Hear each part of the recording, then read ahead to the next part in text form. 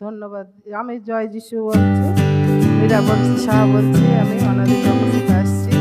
আমার নাতি ফিজিক্সে 15-র মধ্যে 13 পেয়েছে, আর যে ফার্স্ট হয়েছে সে 14 পেয়েছে। তার জন্য আমি যিশুকে অনেক ধন্যবাদ দিই। আমার নাতি ফোন করে আমাকে বললো, দিদা তুমি ধন্যবাদ দাও যিশুকে। আমি তার জন্য যিশুকে অনেক ধন্যবাদ। ধন্যবাদ যিশু।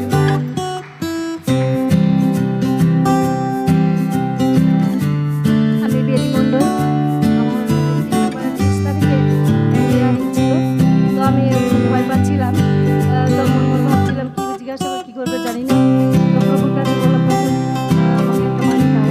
তো উনি সামসুং 56:4 পদে লেখা আছে, ভাইয়ের দিনে আমি তোমাকে ভরসা রাখি, পরমেশ্বরের বাণী আমি তোমার প্রশংসা করি। আর পরমেশ্বরে আমি ভরসা রাখি, আমি ভীত হব না। নশ্বর মানুষ আমার কী বা করতে পারে। তো এই বাণী পড়ে আমি সুন্দরভাবে আমার হিয়ারিং হয়ে গেছে, আমি কোনো ভয় পাইনি। আর সুন্দরভাবেই হয়েছে, কোনো ভালো কোনো অসুবিধা হয়নি। প্রভুকে ধন্যবাদ। আর আমি বাণী পড়েছি, তেমনি আপনারাও এই বাণী পড়তে থাকুন, বাইবেল পড়তে থাকুন। ধন্যবাদ যিশু।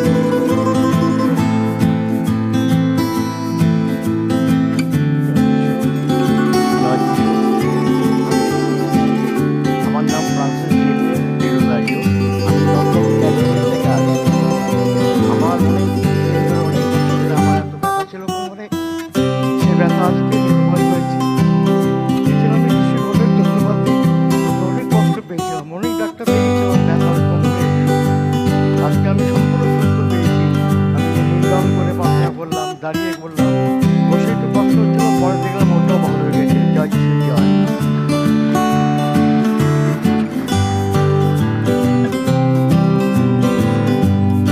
আমি লীনা গাইন মণ্ডল, বাড়ি আপাতত এখন জালালখালি।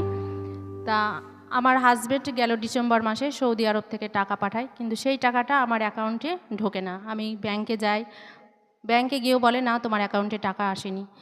তারপরে আমার হাজব্যান্ডকে ফোন করি, ওখান থেকে অফিস থেকেও বলছে না টাকা ছেড়েছি, ইন্ডিয়াতে ব্লক হয়ে রয়েছে টাকাটা। তারপরে আমি ফাদার জর্জকে বলি ডিসেম্বর মাসের 16 তারিখে।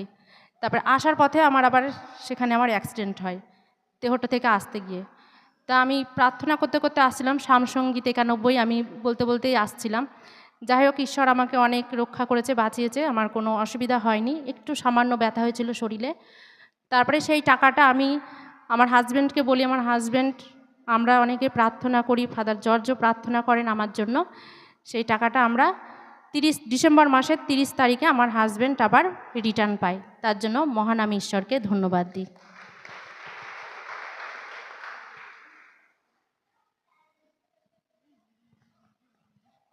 আমি ক্যাটরিনা টুডু, মুক্তিনগর প্যারিস থেকে এসেছি। এটা আমার ছেলে প্রলয় হাঁসদা। গত বছর 3-4 মাস ধরে পেটে ব্যথায় ভুগছিল, স্কুলে যাওয়া বন্ধ, পরীক্ষাও দিতে পারিনি। পরে একদিন প্রার্থনায় এসেছি, আমি খুব প্রার্থনা করেছি যাতে আমার ছেলেটা সুস্থ হয়ে যায়। আর বলেছিলাম যিশুকে যে আমার ছেলেটা সুস্থ হলে আমি এখানে সাক্ষ্য দেব। এখন আমার ছেলেকে দেখছেন সুস্থ, এখন ভালো আছে, তার জন্য আমি যিশুকে ধন্যবাদ দিচ্ছি।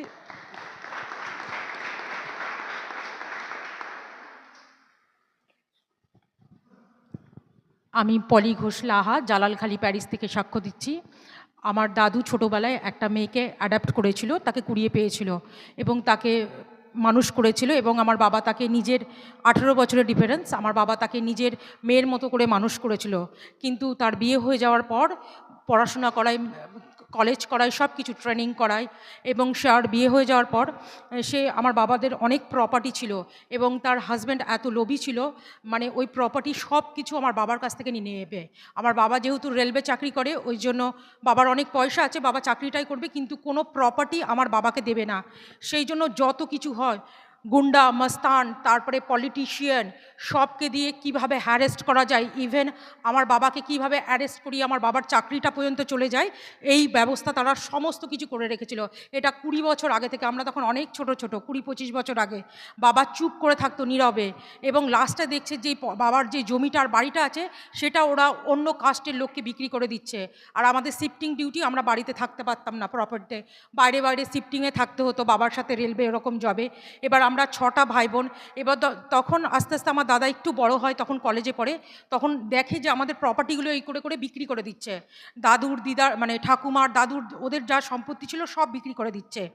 দিয়ে তারপরে কি করে দাদা তখন ওই ইনজাংশন জারি করে সম্পত্তিটাকে কোনো রকমে আটকিয়েছে, 1 বিঘা সম্পত্তি আর বাড়ি আটকানোর পর এত দিন ধরে সেই কেস চলছে। আর আমরা পিসির জন্য শুধু প্রার্থনা করছি, কিন্তু কোনো দিন তার উপরে কোনো রাগ বা হিংসা এইসব আমরা করিনি। আমরা শুধু প্রার্থনা করে গেছি। এবং আমার বাবা শুধু বলতেন, আমি অন্যায় করিনি, আমার সাথে ঈশ্বর অন্যায় করবে না। আমি একজনকে মেয়ের মতো করে মানুষ করেছি, তাকে হাতে করে বড় করেছি, সে আমার মেয়ের মতো। 18 বছরের আমার থেকে ছোট, আর বাবা তাকে ভীষণই স্নেহ করে, যত্ন করে, ইভেন এখনও তার কথা বললে কাঁদে। কিন্তু দেখুন, ঈশ্বরের বিচার কিন্তু আলাদা। আমরা ভাবি কি হবে, ঈশ্বর কিন্তু পরিকল্পনা আলাদা। যা পাপ করেছে পাপ কিন্তু ভোগ করতেই হবে। হঠাৎ ওর ইঞ্জিনিয়ার স্বামী হঠাৎ একদিনকে গাড়ির মধ্যে মারা যায়, কোনো অসুখ নেই। তার একটা ছেলে অ্যাপিলেক্সিকে সে অসুস্থ হয়ে পড়ে, সুস্থ ছেলে। তার ছেলে মেডিকেল ফাইনাল ইয়ার, আমার পিসির ছেলের ফাইনাল ইয়ার মেডিকেল, আর 4 মাস পরীক্ষা বাকি আছে। একটা জ্বর হলো, মাজা পুরো পড়ে গেছে। তারপরে তাও আমরা প্রার্থনা করি। একদিন পিসির সাথে দেখা হয়েছিল এখানে কনভেনশনে। পিসিকে আমি আমার বাড়িতে নিয়ে গেছি, আমার বাড়ি জালালখালি। পিসি অনেক দূর থেকে এসেছিল এবং আমি ক্ষমা করি এবং আমি তাকে নিয়ে যাই এবং তার জন্য আমরা সবসময় প্রার্থনা করতাম। আস্তে আস্তে পিসির মন পরিবর্তন হয়েছে, পিসির অবস্থা এখন ভালো না। ইভেন ওই শনিবারেও আমি পিসির জন্য প্রার্থনা করেছি আর জানতে পেরেছি পিসির অনেক দিন ধরে চোখে একটা চোখ পুরো নষ্ট হয়ে গেছে, আর একটা চোখ নষ্ট হচ্ছে এবং সে অনুতপ্ত হয়েছে এবং তার পায়ে জোর পায় না।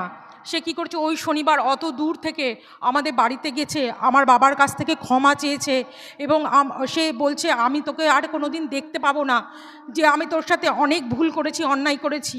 এবং আমার বাবা তাকে সঙ্গে সঙ্গে গলায় জড়িয়েছে, তাকে খাওয়া দাওয়া দিয়েছে, তাকে যত্ন করেছে এবং যখন সে যায় তখন তাকে হাতে টাকা দিয়েছে এবং বলেছে, মিনু তোর যদি কোনো দিন কোনো কিছু দরকার থাকে তুই আমাকে ফোন করবি, তোর যা কিছু লাগে। আমার বাবা এত ভালো মানুষ, ঈশ্বরকে ধন্যবাদ দিই যে এই অবস্থায় আমার যে পিসি যে এই অবস্থায় আছে তাকে অবহেলা করেনি, সঙ্গে সঙ্গে তাকে ক্ষমা করেছে। ঈশ্বর আমাদেরকে, আমাদের পরিবারকে অনেক ভালো রেখেছে। আমার বাবার কৃষ্ণনগরে একটা 60 লক্ষ টাকার বাড়ি আছে এবং নিজের যা প্রপার্টি আছে 1.5 কোটি টাকার প্রপার্টি।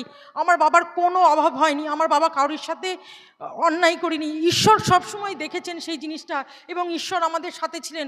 কোনো মস্তান, কোনো গুন্ডা আমাদের কিচ্ছু করতে পারেনি, ভয় দেখাতে পেরেছেন কিন্তু আমাদের কাছ থেকে আমাদের প্রপার্টিটা নিয়ে নিতে পারেনি। এই করুণা, এই কৃপা, খালি আমরা যিশুকে বলতাম, যিশু তুমি তো সব কিছু জানো যে আমার বাবা কি ওই পিসির জন্য কি করেছে, তোমরা সব জানো যিশু। শুধু যিশুকে ধন্যবাদ দিতাম, যিশু ওই পিসির যেন মন পরিবর্তন হয়। সেই পিসি এখন মোমের মতো গলে গেছে, তার যে তেজ, তার যে রাগ, যার মানে যা অত্যাচারী ছিল সেই জায়গা থেকে সে একদম ঘুরে দাঁড়িয়েছে। ওই জন্য যিশুকে মহানামে ধন্যবাদ দিই এবং এরকম যেন কাউরির সাথে না হয়, সবাই যেন ভালো থাকে ঈশ্বর, এবং ঈশ্বর যেন প্রত্যেককে স্পর্শ করে, এই প্রার্থনা করি। ধন্যবাদ যিশু যে তুমি আমাদেরকে ভালো রেখেছো, ধন্যবাদ যিশু।